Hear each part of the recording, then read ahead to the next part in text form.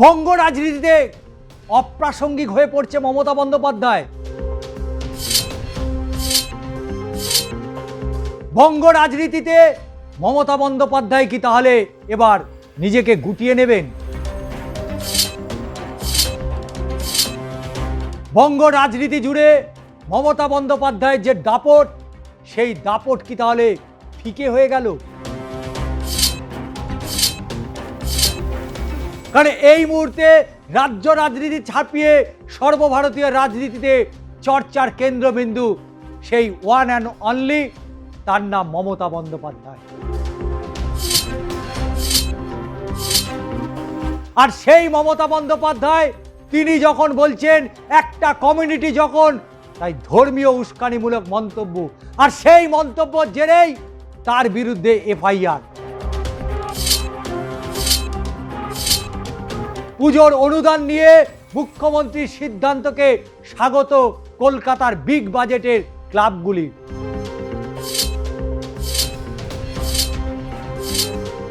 তবে সংশয় কি নিয়ে? এবার বাংলায় মার্শাল প্ল্যান, দ্বিতীয় বিশ্বযুদ্ধে বিধ্বস্ত ইউরোপের মতোই চাঙ্গা হবে রাজ্যের অর্থনীতি। বিনিয়োগের অছিলায় 635 কোটি টাকা নয় ছয়। এবার শুভেন্দুর স্ক্যানারে মমতা বন্দ্যোপাধ্যায়ের বিশ্ববঙ্গ বাণিজ্য সম্মেলন। অনেক প্রশ্ন, তবে সেই প্রশ্নের উত্তর কতটা রয়েছে? পুজোর অনুদান আর পাবে না ক্লাবগুলো, বড় সিদ্ধান্ত কি মুখ্যমন্ত্রীর? কি বলছেন কমিটিগুলো? চলতি মাসেই রাজ্য বাজেট, নজর তো অবশ্যই থাকছে বিধানসভার দিকে। শিক্ষা, স্বাস্থ্য, কৃষি, শিল্প, কর্মসংস্থান, রাজ্য সরকারের কর্মচারীদের উপযুক্ত আর্থিক সহায়তা থেকে দিয়ে। নির্বাচনী আবহে রানী রাসমণি অ্যাভিনিউতে মমতা বন্দ্যোপাধ্যায়ের সেই মন্তব্য যা নিয়ে তোলপাড় হয়েছিল বঙ্গ রাজনীতি। বাংলাদেশে ওসমান হাদি হত্যা নিয়েও বিতর্কিত মন্তব্য করেছিলেন প্রাক্তন মুখ্যমন্ত্রী। সেই সময় শিলিগুড়ি সহ একাধিক থানায় অভিযোগ পর্যন্ত দায়ের হয়। তারই মাঝে ফের বিপাকে রাজ্যের প্রাক্তন মুখ্যমন্ত্রী। কিন্তু প্রশ্ন হচ্ছে নির্বাচন কমিশনের ভূমিকা নিয়ে। নির্বাচন কমিশনের এখতিয়ার, ল অ্যান্ড অর্ডার সমস্ত তার হাতে ছিল। তাহলে সেই সময় মমতা বন্দ্যোপাধ্যায়, অভিষেক বন্দ্যোপাধ্যায় ডিজে নিয়ে কেন এফআইআর হলো না? মমতা বন্দ্যোপাধ্যায়ের বিরুদ্ধে এফআইআর আর সাঁড়াশি চাপে রাজ্যের প্রাক্তন মুখ্যমন্ত্রী। এবার তার বিরুদ্ধে উঠল ধর্মীয় উস্কানিমূলক অভিযোগ, আর সেই অভিযোগে হেয়ার স্ট্রিট থানায় জারি হলো মামলা, রুজু হলো। আপনারা জানেন নির্বাচনে রানী রাসমণি অ্যাভিনিউতে সমাবেশ থেকে বাংলাদেশের ওসমান হাদি হত্যা নিয়ে বিতর্কিত মন্তব্য করেছিলেন প্রাক্তন মুখ্যমন্ত্রী। এখানেই শেষ নয়, তিনি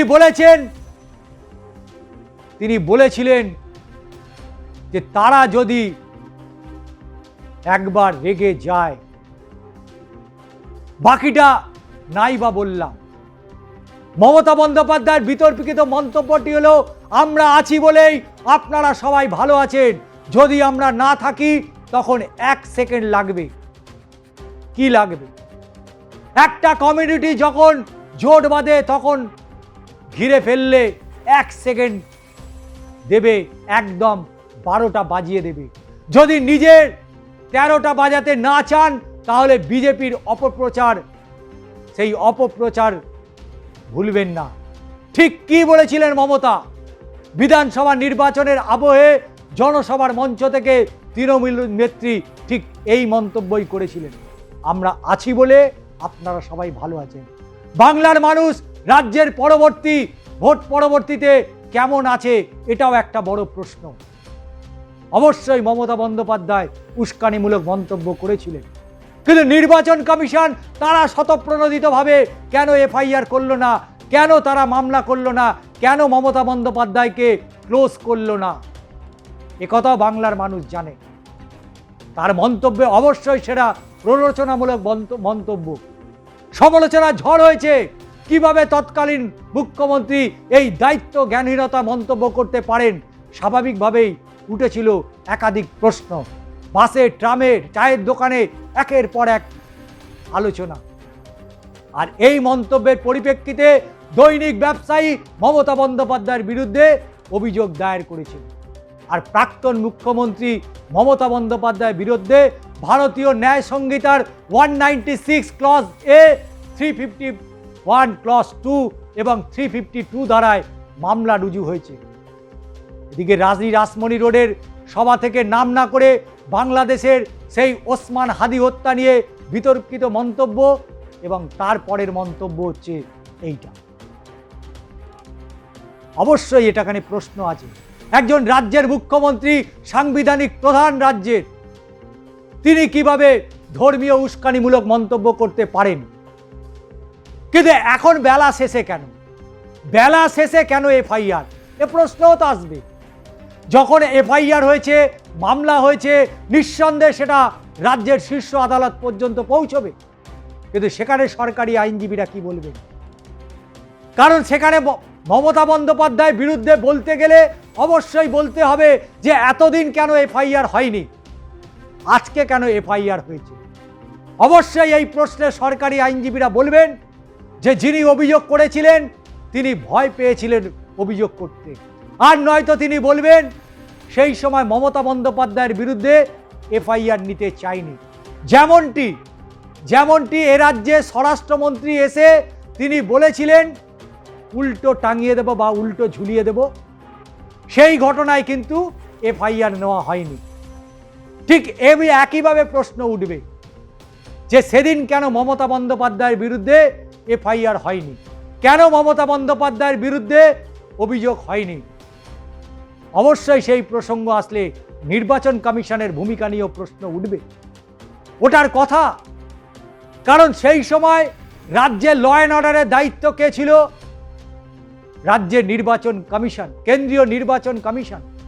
তাদের দায়িত্ব সমস্তটাই ছিল, তারাই তো একেবারে কান টেনে নিয়ে বিভিন্ন জায়গায় এসআইআর এ কাজ করিয়েছে।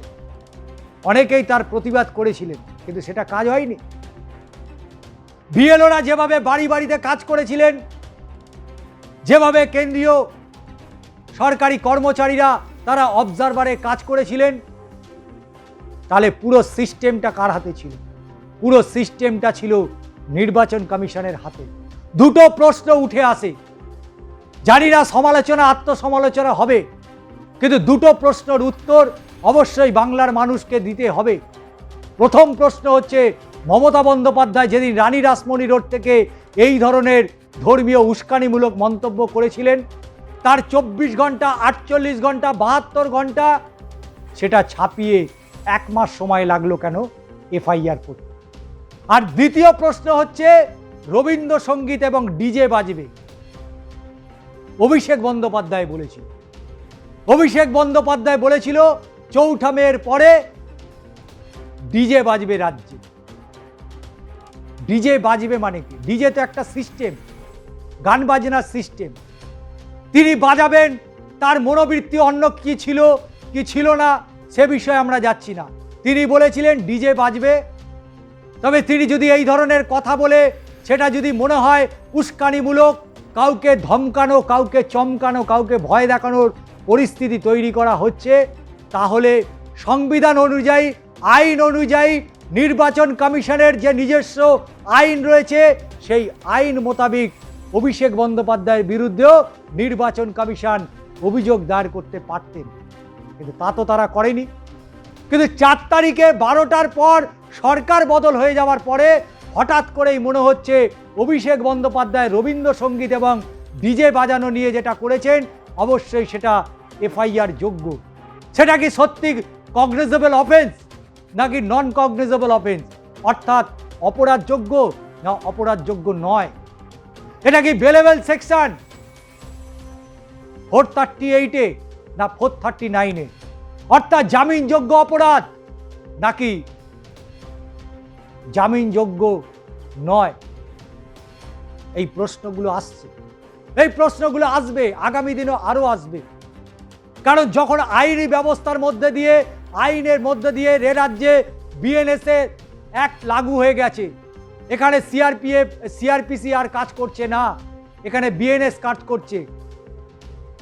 তাই বিএনএস কাজ করলে অবশ্যই তার নতুন অনেক কিছু রয়েছে, অনেক কিছু পরিবর্তন হয়েছে। আজকে অভিষেক বন্দ্যোপাধ্যায়ের বাড়িতে অবশ্যই তদন্তকারী আধিকারিক গেছে।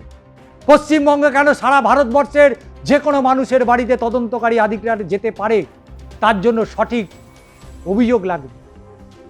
অভিযোগ লাগবে, সেই অভিযোগ যদি যথাযথ হয় তাহলে পুলিশ, সিআইডি, এনআইএ যা যা তদন্তকারী সংস্থা রয়েছে সমস্তটাই পৌঁছে যেতে পারে ভারতবর্ষের যে কোনো মানুষের বাড়িতে।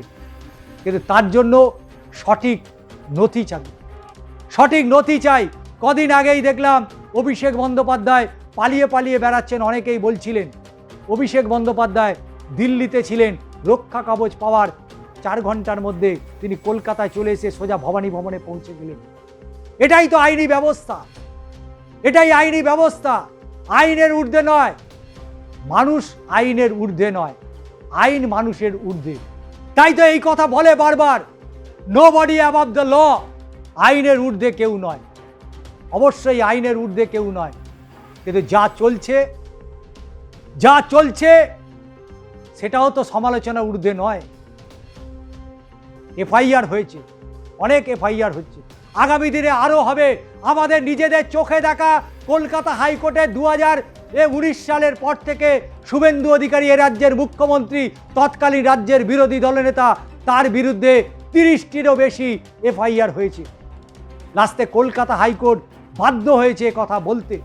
কলকাতা হাইকোর্টের বিচারপতি, অবশ্যই আপনারা অনেকেই তার নাম জানেন, রাজাশেখর মান্থা, তিনি নির্দেশ দিয়েছিলেন আদালতের অনুমতি ছাড়া এ রাজ্যের বিরোধী দলনেতার বিরুদ্ধে সিঙ্গেল এফআইআর করা যাবে না। এবং সেই নির্দেশের পরে পশ্চিমবঙ্গের মানুষ তাদের অজানা নয়, বিচারপতি রাজাশেখর মান্থার বাড়ি থেকে তার হাইকোর্টের চেম্বার, হাইকোর্টে তার এজলাস পর্যন্ত বয়কট করা হয়েছিল। বিচারপতি রাজাশেখর মান্থার বাড়ির সামনে পোস্টার পর্যন্ত লাগানো হয়েছিল। আজকে সেই তৃণমূল বলছে আমি বিজেপি, আজকে সেই তৃণমূল বলছে আমি বিজেপি, আজকে সেই তৃণমূলের আইনজীবীরা বলছে আমি বিজেপির আইনজীবী। অবাক লাগে না শুনতে? আজকে অভিষেক বন্দ্যোপাধ্যায়, মমতা বন্দ্যোপাধ্যায় ভুলে গেছে, কিন্তু যারা সেদিন সক্রিয় বিজেপি ছিল তাদের একের পর এক কেস দিয়েছে। আজকে বলতে দ্বিধা নেই, 2021 সালে ভোট পরবর্তী হিংসা, বেলেঘাটায় সেই বিজেপির তরুণ তুর্কি নেতা অভিজিৎ সরকার, তাকে নৃশংসভাবে হত্যা করা হয়েছিল। তার মৃত্যুর 5 বছর বাদে আজকে গ্রেপ্তার হচ্ছে কে? কলকাতা পুরসভার মেয়র পরিষদের সদস্য স্বপন সমাদ্দার। আজকে অ্যাম্বুলেন্সে করে যেতে হচ্ছে কাকে? বেলেঘাটার একসময় ত্রাস, বেলেঘাটার সেই দুর্দান্ত প্রতাপ বিধায়ক পরেশ পাল।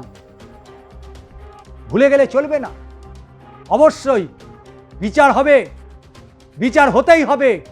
কোথায় যাবে? আরো আছে লিস্টে, আরো আছে লিস্টে। কিন্তু দিনের শেষে কিন্তু ওই একটাই কথা, আইনের ঊর্ধ্বে কেউ নয়, আইনের ঊর্ধ্বে কেউ নয়। তাই মাননীয় মুখ্যমন্ত্রী শুভেন্দু অধিকারীর কাছে আমাদের আবেদন থাকবে, যারা অন্যায় করেছে, যারা অপরাধ করেছে, তাদের অধিকার নেই গারদের বাইরে থাকার। অন্যায় যারা করেছে তারা গারদের ভেতরেই থাকবে। যারা প্রতিদিন বিজেপিকে মেরেছে মাঠে ময়দানে রাস্তায়, যারা ভুড়ি ভুড়ি টাকা রোজগার করেছে, যারা ফুলে ফেপে কলা গাছ হয়েছে, তাদের জায়গা একটাই, either Presidency, either Medinipur, either Baruipur, either Dumdum Central Jail. আজকে দাদা দিদির প্ল্যাটফর্মে ভিডিওটি আপনাদের কেমন লাগলো অবশ্যই আপনাদের মতামত জানাবেন, এবং আপনাদের আরেকটা আমাদের কাছে পক্ষ থেকে আবেদন থাকবে, চ্যানেলটিকে সাবস্ক্রাইব করবে ভুলবেন না কিন্তু।